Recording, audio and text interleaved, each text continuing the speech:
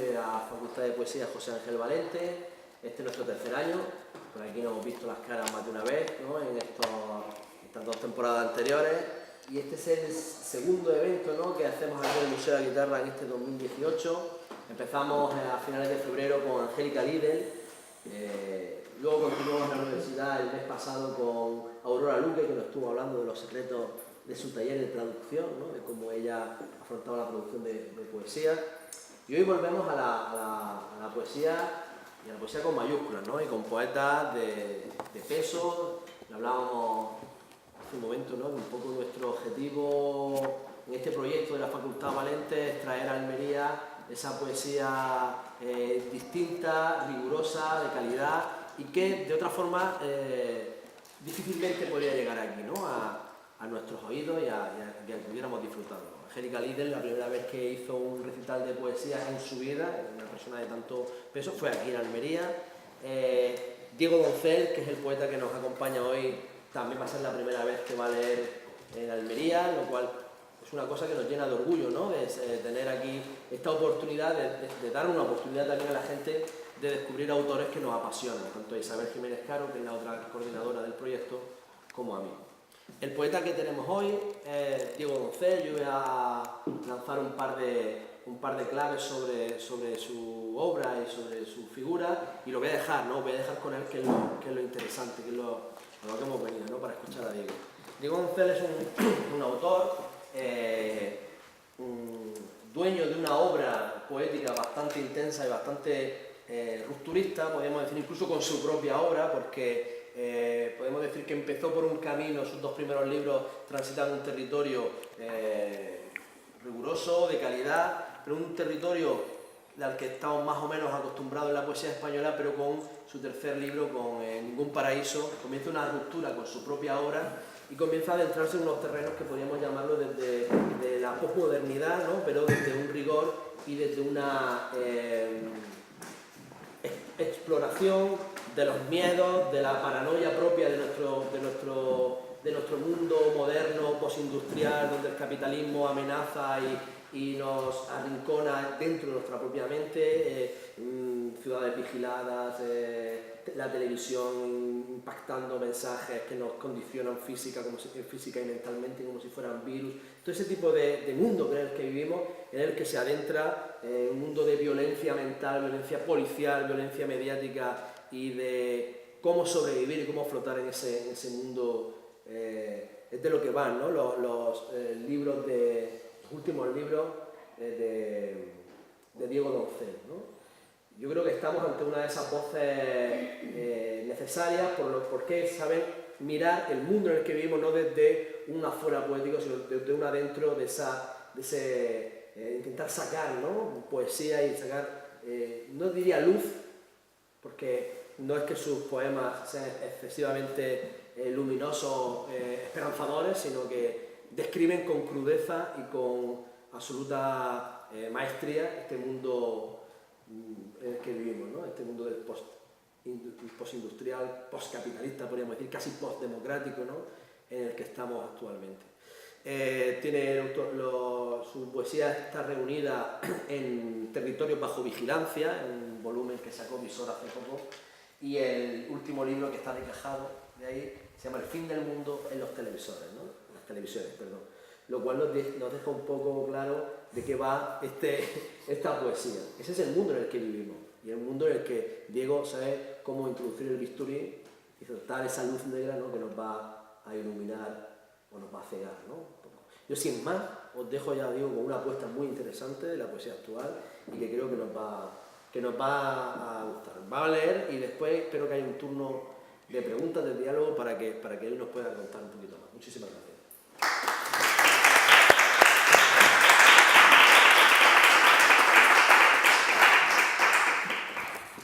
Bien, buenas tardes. Estoy muy contento, naturalmente, de estar en Almería, de estar invitado por la Facultad José Ángel Valente de la Universidad de Almería, Y sobre todo estoy muy agradecido y muy contento al esfuerzo que han hecho tanto Isabel como Raúl porque yo esté aquí, porque ni familiar, ni personal, ni profesionalmente para mí eran los mejores momentos precisamente ahora, ¿no? Y entonces ellos han aguantado ahí como jabatos y yo les estoy eternamente agradecido por la comprensión. Bueno, voy a hacer una lectura de una serie de poemas. Como ha dicho Raúl, mi obra está reunida en este tomo titulado Territorios bajo vigilancia, mi último libro es el fin del mundo en las televisiones, en el que se habla de una especie de apocalipsis retransmitido por la televisión, ¿no? Que es algo que a mí era una idea que me hacía mucha gracia. Sobre todo me hacía mucha gracia porque tenía esa ironía propia de las vanguardias, ¿no? El apocalipsis retransmitido por las televisiones y nosotros viendo nuestro propio apocalipsis. Era una cosa que me hacía mucha gracia. Voy a empezar con un poema titulado La primavera en algunas escenas de vídeo, que viene un poco marcado por la época también en la que estamos viviendo, y que habla de tener esperanza en un momento en el que es complicado tener esperanza, ¿no?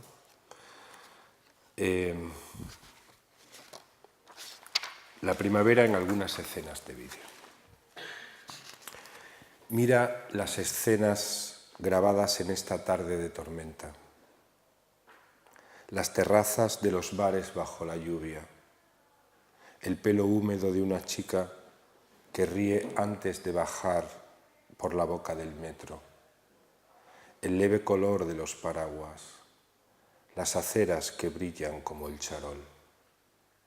La primavera viene por el este como un canal recién sintonizado. En la superficie de las antenas se reflejan las sombras de los vencejos que aún están por llegar. Las primeras flores se abren en los vestidos de moda femenina. En lo que ya ves, nada se mantiene inmóvil. Tiene el color de un refresco con sabor a naranja. Las nubes desaparecen porque se han ido a hacer cola a las taquillas de los teatros. Fíjate cómo actúan los equipos de limpieza con los restos últimos del invierno. Como la belleza es una gama de cosméticos en promoción. Los peatones cruzan los pasos de cebra cada noche porque la vida canta en los micrófonos de las salas de fiesta. Igual que entonces, la realidad se acerca a la barra y empieza dulcemente a beber.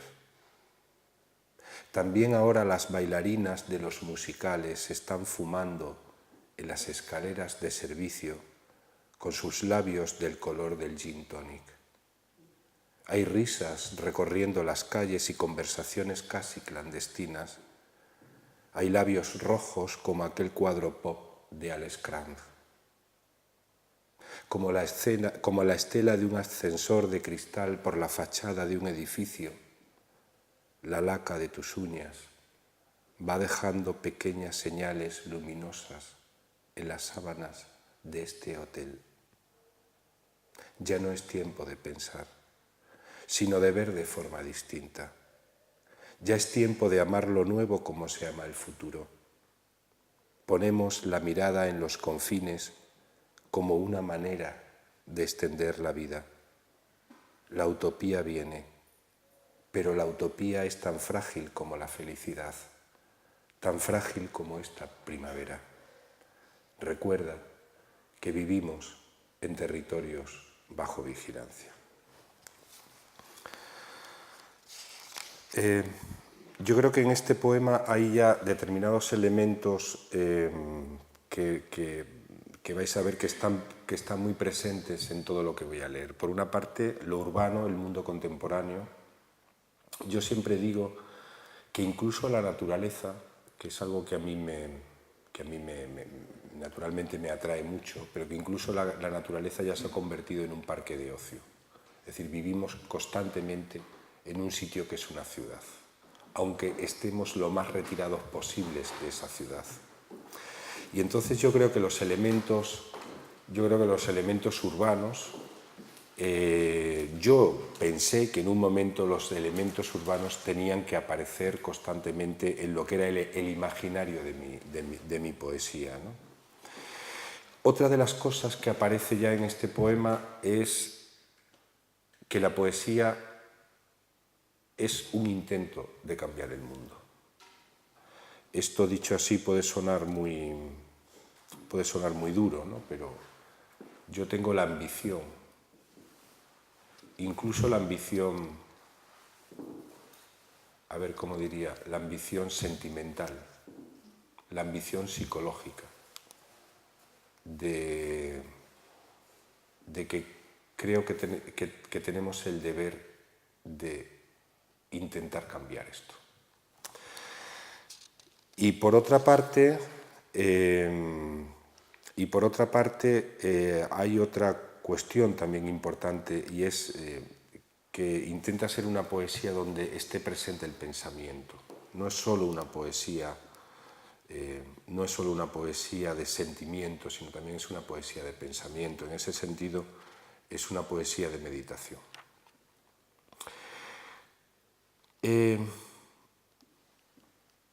Una cuestión importante que yo intento plasmar en los poemas es el dar voz a aquellos que no tienen voz, es decir, dar voz a víctimas de este sistema social que uno se va encontrando por ahí.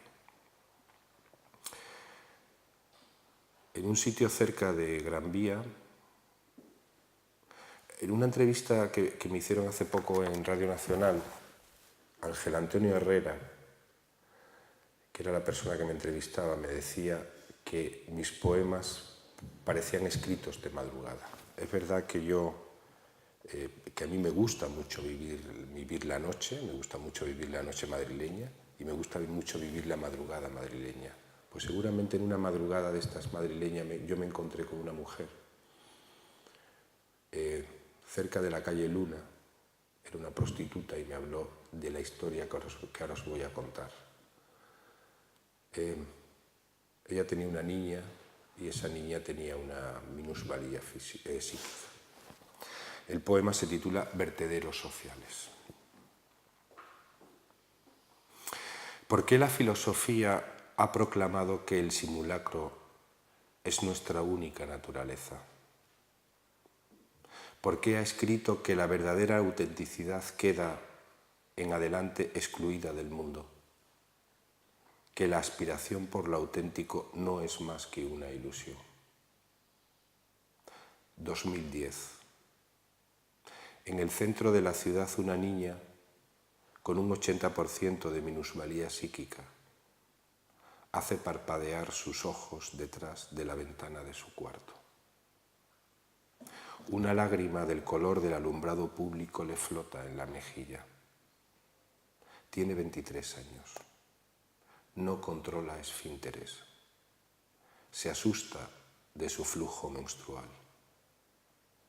En su pañal, las figuras de unos dibujos animados recrean una serie televisiva de gran audiencia. Está sola, como siempre, junto a la pantalla encendida de su ordenador. Hace sonar sus dientes como si estuviera masticando un puñado de cristales.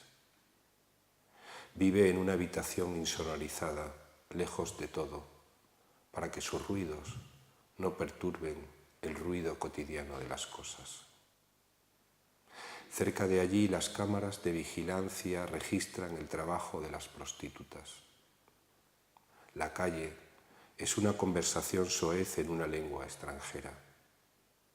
Hay gestos que provocan a las autoridades educadas en la moral del Opus Dei.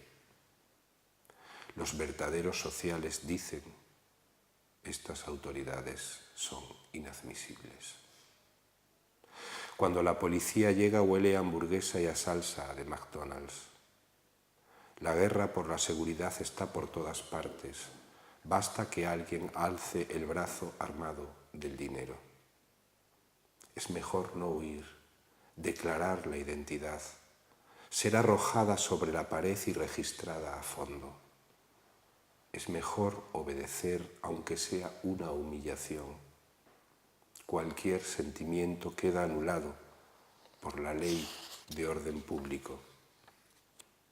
La niña no duerme nunca.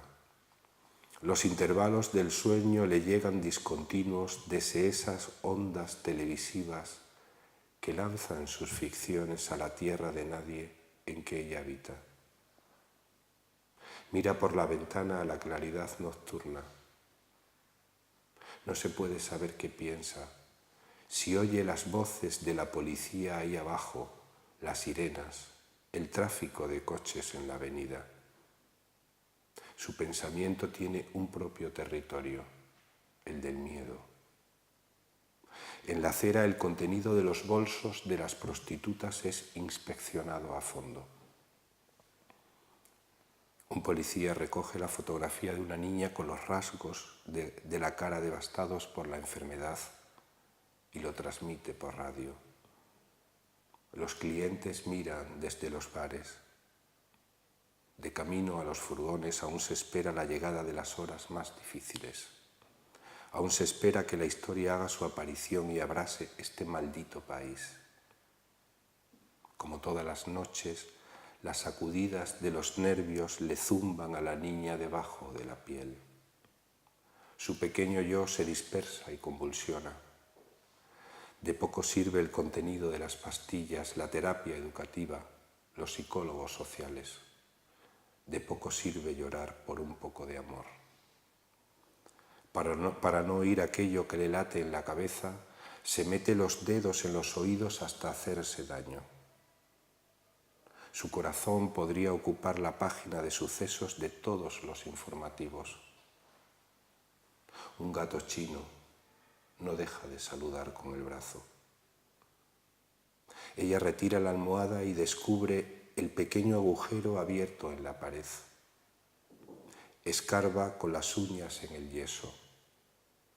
Sueña que algún día podrá escaparse por ahí. Mira, dentro ve mundos que nadie ve. Escucha la rotación de las esferas, las nubes de electricidad cósmica, las corrientes de la luz. Todo es inmenso y bello, casi como una realidad que está naciendo.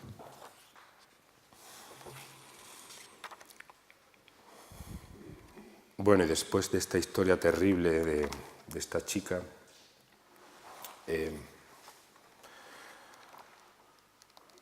un poema de amor que digamos que es un poema de amor en medio de los tiempos de la rutina, en medio de los tiempos en los que la rutina se lleva por delante el amor, en medio de las crisis cotidianas y en medio del amor que se quiere recuperar. Una lluvia roja y morada. Incluso antes de que se retiren de la playa los últimos bañistas, las gaviotas están devorando los restos del atardecer. Pensamientos perdidos, deseos no consumados, sombras de belleza. Bajo los efectos de la sal, las casetas de baño flotan como si fueran el fotograma de una película antigua. El olor del petróleo es el olor del océano.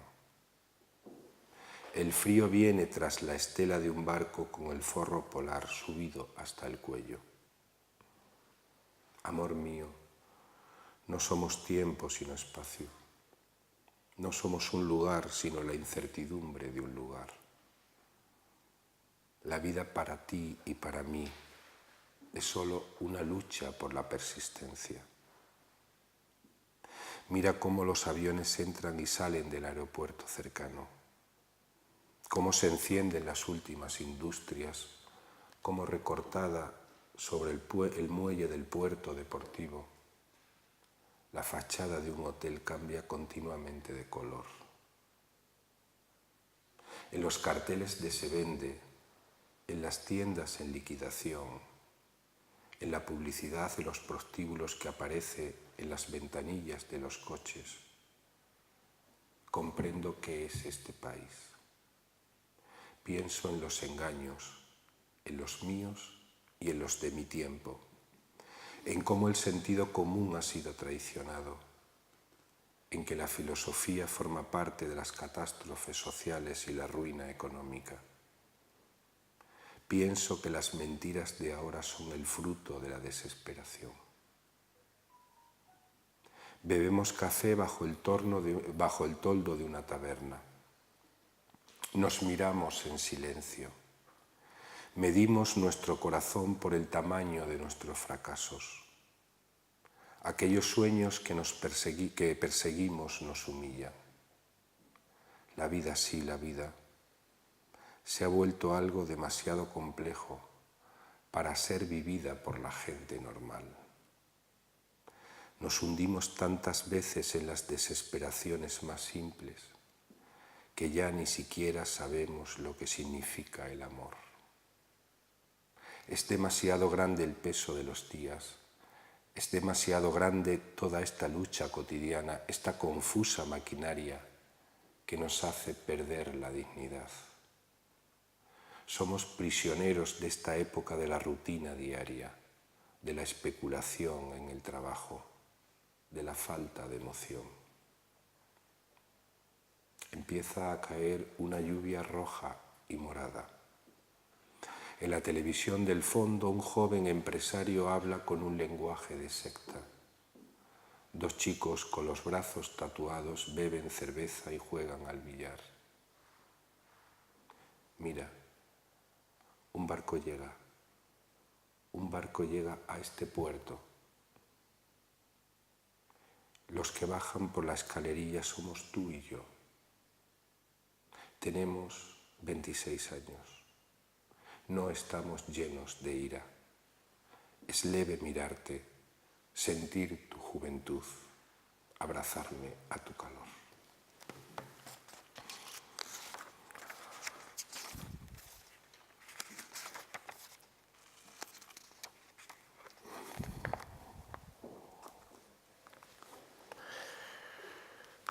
Dentro de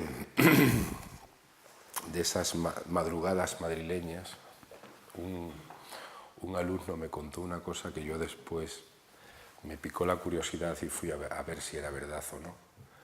Y era que era un alumno que yo tenía en adultos, él era portero de noche, y entonces al sitio donde era un sitio de apartamentos, iba gente muy importante con sus amantes. Y entonces eran políticos y gente muy conocida y en fin. Y entonces yo escribí este poema titulado Pantallas nocturnas, pues donde se habla de esta gente y donde si uno tiene poca imaginación incluso puede poner algún nombre. Pantallas nocturnas. La vida al anochecer tiene algo de estética kinky de los años 80. Es mejor gozar de la era del vacío vigilando estos apartamentos de lujo. Dejarse seducir por el ocaso de las ideologías viendo las pantallas del circuito de televisión. Celebrar el consumo como si las putas formaran parte de algún paraíso. Al final, la ética solo la consumen los pobres como el whisky nacional. Hay que estar a la altura del ejercicio de la política o de las dimensiones del capital. El poder, realmente el poder se mide por la chica a la que vas a pagar esa noche. Trabajo observando vidas ajenas, haciendo que el espectáculo y las mutaciones de sus psicologías más secretas no puedan ser perturbadas. Follar clandestinamente en la época de la multiplicidad del yo no es un vicio, sino una exigencia del mercado. Ya los medios de comunicación harán su trabajo, que no es otro que mantener la realidad a raya, sin crítica, en un idealismo feliz. Las cámaras que enfocan el parking subterráneo, los pasillos, la piscina del jardín lo registran todo. El espectáculo de un antiguo director de periódico obsesionado con las jovencitas. La llegada de un empresario adúltero con una chica recién salida de las páginas de una revista del corazón. Una rubia que entiende la función pública como una forma de intimar con las fuerzas masculinas de los poderes de su partido. Soy invisible para ellos, no soy nada, tal vez la parte despreciable de este país. Mi vida ni siquiera la sienten como vida, solo un lugar triste en el que ellos no vivirían jamás. Les da igual la falta de futuro de mis sueños, mis desórdenes sentimentales ante esta ciega maquinaria del sistema, mis pérdidas en los extrarradios cotidianos, en los planes de urgencia social. Son ellos quienes hacen soplar el viento de la historia, el mismo que limpiará la faz de la tierra de gente como yo. En las pantallas el parpadeo de las imágenes me mantiene toda la noche despierto. Celebro mi insignificancia con tragos de cerveza. Acudo al porno para defenderme del resentimiento, para ser como ellos, para librarme de mí. Mi destino ya lo sé, es no llegar a ningún sitio. Al amanecer soy un muerto más. Atravieso la frontera hasta el metro. Creo que ya estoy a salvo. Llevo el cerebro hasta arriba de cerveza, el corazón latiéndome en cada tatuaje de mi piel. Miro a lo lejos, veo el cielo, el rojo del amanecer tan violento como el de una radiación, la falta de horizonte, el océano saltando en 1000 pedazos en mi mente, lo mismo que un cristal que se acaba de romper.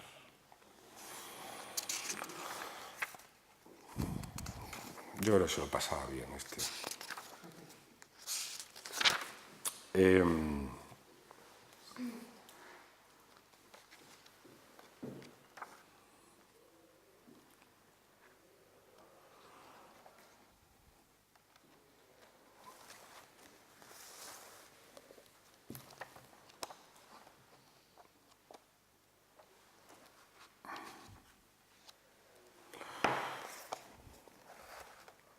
Bueno, práctica de la utopía.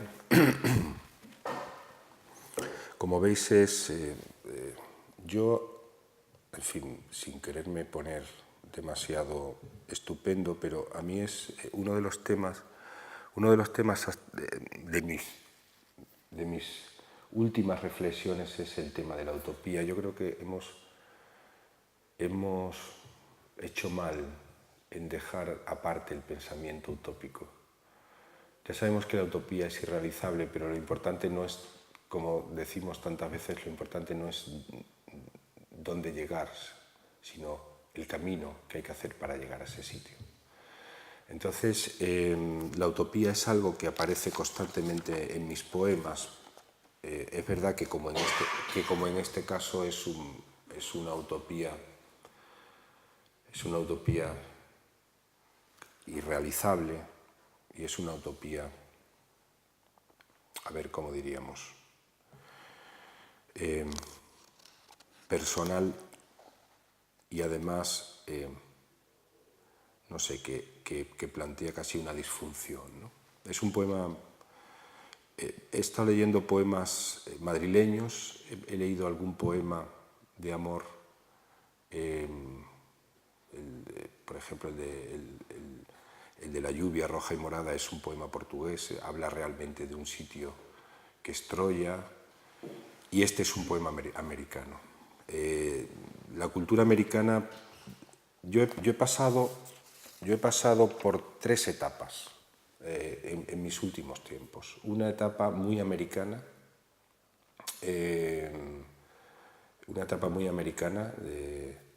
donde la literatura norteamericana para mí fue muy importante.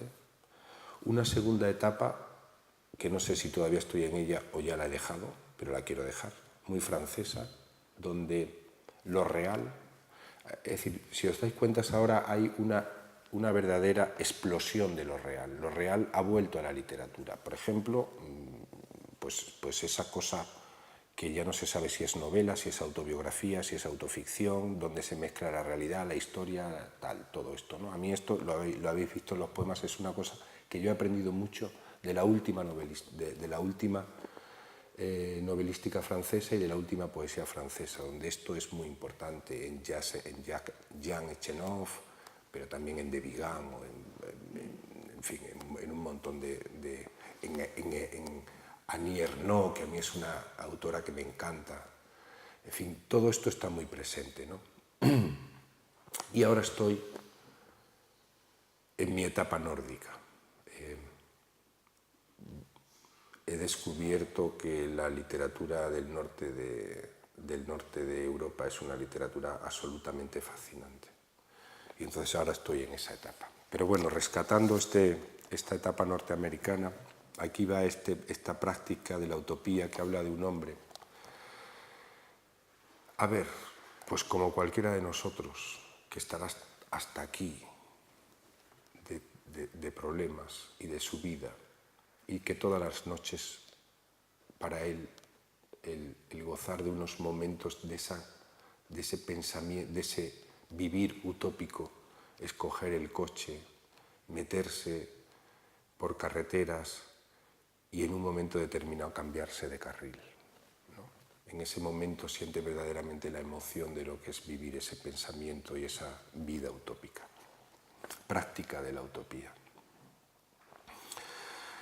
También yo me he puesto a conducir esta noche, como todas las noches de este último tiempo, con la esperanza de escaparme de aquí.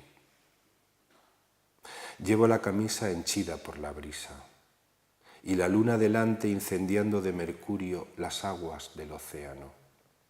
La radio, sintonizada en un canal muerto, es un desierto más que me acompaña. Paso junto a tierras muy usadas sobre las que pesan planes de especuladores turísticos que prometen, claro, una vida feliz. El aire está cargado de un blanquecino gas azul y el cielo es una lámina cambiante con remolinos de polen, destellos de bruma y corrientes polvorientas. En lo alto del parabrisas, libres en el viento nocturno, los cables telefónicos sacuden constantemente la forma de los astros con un leve temblor. Ya sé que nada va a salvarme, que ya no soy siquiera aquella bella idea nacida de la mente de los hombres, pero me reconforta huir. De ser algo soy la conciencia de lo que no se alcanza ni siquiera a soñar. Una nada muy vieja que ofrece a las gaviotas un poco de pescado en la escollera del puerto y gusta de contemplar su vuelo. Las curvas se inclinan suavemente en un húmedo resplandor.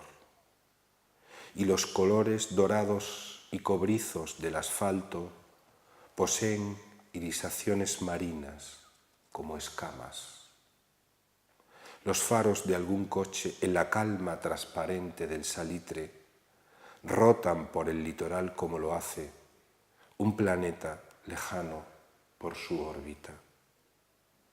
Es cierto que tengo muy poca fe, que apenas espero nada, sobre todo de mí mismo, pero me consuela observar estas estelas de nubes blancas y grises como paños con los que alguien limpia el cielo, los ojos de una estrella que, venciendo la distancia que nos separa, hago que se encuentren con los míos. Como cada noche, cruzo la línea pintada en el suelo y conduzco ilegalmente por el carril de dirección contraria. La mirada se pierde no en el tramo de carretera que tengo ante mí, sino en las altas profundidades astrales. No me hago ninguna pregunta.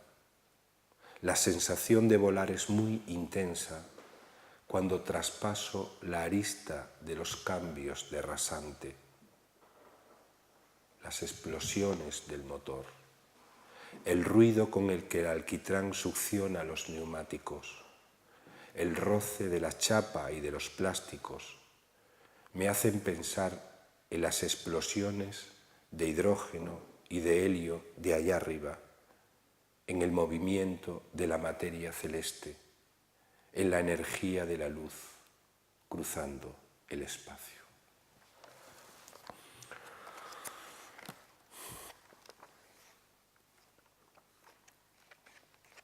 Bueno, yo creo que casi terminamos. No sé qué hora es. ¿Cuánto tenemos de tiempo, más o menos? ¿Un poema? Vale, pues voy a terminar entonces.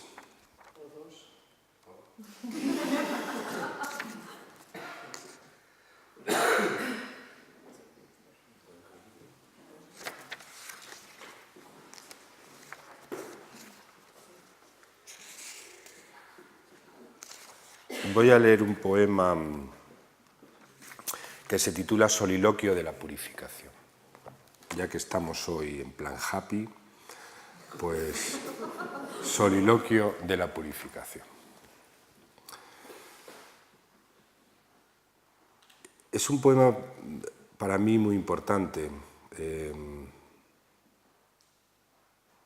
y que hay algún amigo, incluso muy amigo de alguien que pasó por aquí a las salas, José Luis Rozas, que bueno, hizo un comentario muy extenso y publicó un comentario muy extenso sobre él. En realidad es un poema, yo creo que de la esperanza consciente, de que a pesar de todo, a pesar de nosotros mismos, yo creo que es importante la esperanza. Soliloquio de la purificación. Y si ahora todo es azul y de un rumor sagrado, y los bosques, los pájaros, el aire, la tierra entera son una alianza de claridad, no he de beber yo su fuego, no he de nutrirme hasta estar puro con sus ardientes formas terrenales, darme esa luz de savia nueva que al alzarme como se alzan sus ramos y sus vuelos a lo alto de la luz, me fecundaré de trinos, de lluvias, de sol, de tarde rumorosa. Y no he de limpiar mi vida ahora en el rocío que viene de los cielos. Esa será la aventura que ha de vivir mi corazón. Y solo este perderme en las cosas del mundo será lo que me redima.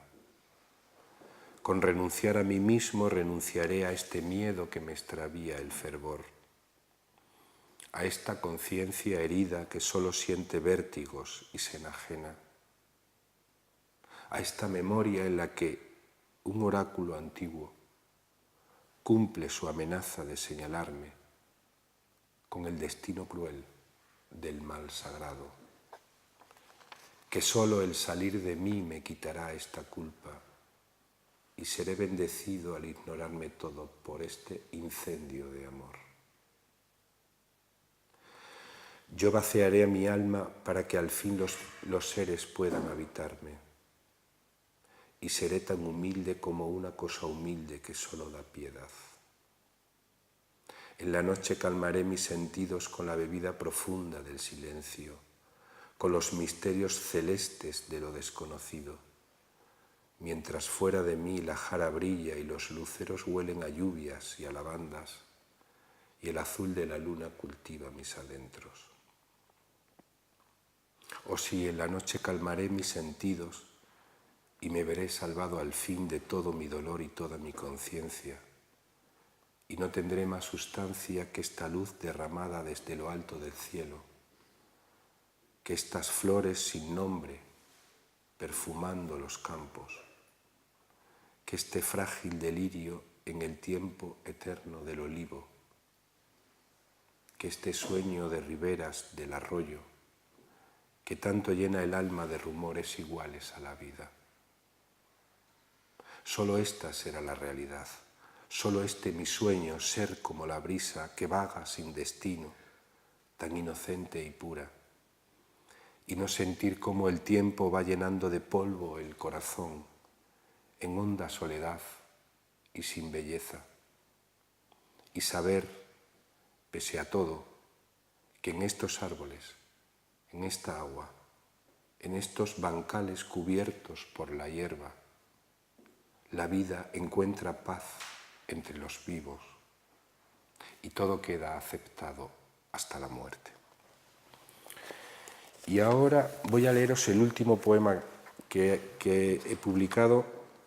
Esto ya es... y que se titula Unas palabras para ti, y en el que habla... Yo estuve muy metido en movimientos políticos,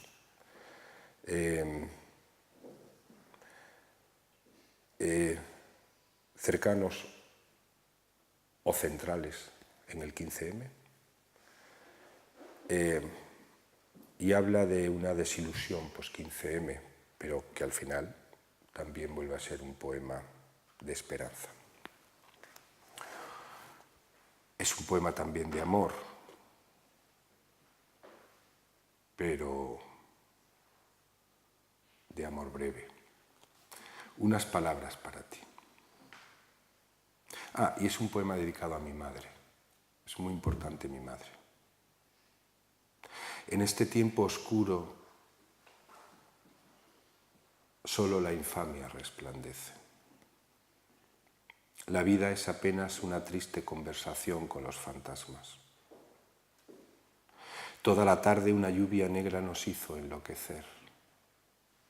Los sueños se volvieron tan atroces que únicamente podíamos soñarlos, poniéndonos pastillas debajo de la lengua.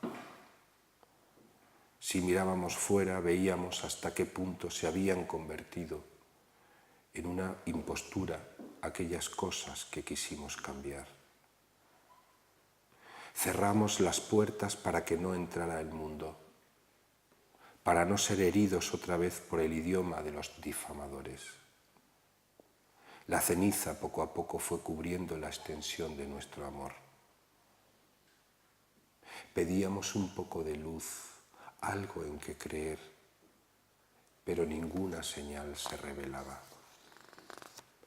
Por la noche, en medio del zumbido de los electrodomésticos, los insomnios no dejaban de agolparse en todas nuestras visiones. ¿Por qué el deseo de un nuevo mundo nos ha humillado tanto?, me preguntaste. yo no te pude responder. Sin embargo, fue entonces cuando oí algo respirando allá afuera, en los patios traseros, junto a la ropa tendida hacía mucho tiempo por mi madre, junto a aquella forma suya de limpiar la casa y ordenar el mundo, como si con ellas pudiera detener la historia, el miedo, las catástrofes personales y la diaria expulsión del paraíso. Fue entonces, mamá, cuando me decidí a salir, cuando vi estos días azules y este sol de la infancia, y supe, tú me lo enseñaste, que nada, que nadie había muerto. Gracias. Bueno, pues creo que es una pregunta típica, pero me interesa. ¿Cuál es la pulsión que le lleva al primer beso, a la idea o a la necesidad de escribir determinado poema, aunque puedan tener una temática general o palabras que se suelen repetir en los distintos poemas, pero cuál es? Mira, en fin, decía Valente, no sé si lo decía o alguna vez yo a lo mejor se lo leí en alguna carta, que él en esta ciudad se sentaba en cualquier acera si le venía una imagen, una palabra o lo que sea y se ponía a escribirla, ¿no? Yo creo que es... a ver, yo soy muy amigo de un tipo que se llama Leiva, que es cantante. Y entonces Leiva, hablando hace poco, contaba que determinados temas que después resultaron ser una cosa, empezaron naciendo de otras. Es decir, uno tiene una palabra, tiene una idea, pero claro, después el poema se trabaja y en un momento determinado empieza a surgir. Te puedo asegurar que cuando yo empecé a escribir el poema de la niña esta, yo al principio tampoco tenía muy claro, bueno, no tenía nada claro que el poema iba a ir por ahí. Pero en un momento determinado yo recuerdo esa historia. Y entonces, esa cantidad de palabras que hay ahí, todo se empieza a iluminar y todo empieza a tener un sentido. Eso sin ser trascendentes, porque claro, yo me podía poner aquí, no. Es un poco eso. Hay poemas que no, hay poemas que te llegan, que lo tienes muy claro desde el principio y lo escribes, pero normalmente el poema es un trabajo. Y entonces siempre se parte de una palabra, de una imagen, de un verso, y a lo mejor no sabes ni siquiera por dónde va a ir, y después te encuentras con que tienes algo que viviste, que a lo mejor que viviste, que soñaste, es lo mismo vivirlo que soñarlo, imaginarlo. O a lo mejor lo imaginas en ese momento y todo empieza a tener sentido. Cuidado, no estoy diciendo, porque no lo es, que la poesía tenga que ser ficción, sino que hay un trabajo de escritor detrás de eso, de cosas que tú has apuntado. Hay gente que lleva que va apuntando cosas en libreta, que va apuntando cosas en el móvil y que a partir de ahí, pues... Yo admiro mucho a un poeta portugués que ha tenido todos los reconocimientos en Portugal y que fue además crítico de la BBC de Londres, o sea, no es cualquier cosa, que se llama Joaquim Manuel Magalhães. Bueno, pues Magalhães lo que hace, él ahora que le ha dado mucho por Grecia, lo mismo que a mí me ha dado por el norte de Europa, pues a él le ha dado por Grecia, y entonces él va escribiendo en libretas, incluso en papeles, va escribiendo versos. Y después todo eso forma un poema que cuando tú lo lees dices, joder, parece que lo acaba de escribir de un tiro. Pero vamos, seguro que Raúl tiene otro método mejor que el mío. ¿Alguna cuestión más? Mira, Juan te lo voy a preguntar. Juan. No quiero comentar, pero bueno, ya que... Por ejemplo, No. a la literatura nórdica. Estás hablando del tono, por ejemplo, de Apis en la prosa, o estás hablando de un tono lírico de un montón de autores. Yo he leído a muchos autores noruegos, cuyos nombres no recuerdo, en Basarai, de Kepa Murúa. Tenía bastantes publicadas y me gustaban mucho. ¿Dónde? ¿O son dos cosas distintas? ¿Sabes lo que yo encuentro? Yo por ejemplo, encuentro en esa literatura, a ver, encuentro una cosa que a mí me parece que es importante traerla en este momento a la literatura española, y es una cierta densidad, ¿sabes? Sin abandonar territorios reconocibles por el lector, pero una densidad. Entonces, yo qué sé, Trastormer, por ejemplo, ¿no? Pues es un poeta, además de una imaginación portentosa,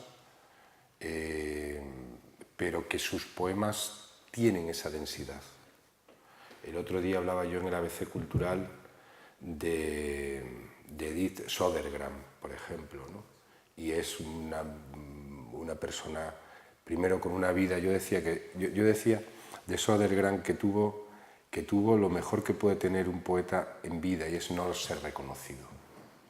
Entonces, y que tuvo una vida tan breve porque su padre le pegó la tuberculosis y entonces estuvo de sanatorio en sanatorio, pues que tuvo una vida tan breve que la tuvo que llenar de intensidades. Bueno, pues esas dos cosas son cruciales, la intensidad y ese desprecio a toda la poesía dominante de su época son fundamentales en Södergran, y yo eso lo encuentro mucho en lo nórdico, quizá por ser periferia, ¿sabes? Y después están los poetas polacos, son la leche. Es decir, Milos es la hostia, Herbert es... y ya Czyżewska, ¿no? Entonces, ahí es... pasando el land donde está Puigdemont, es todo muy interesante.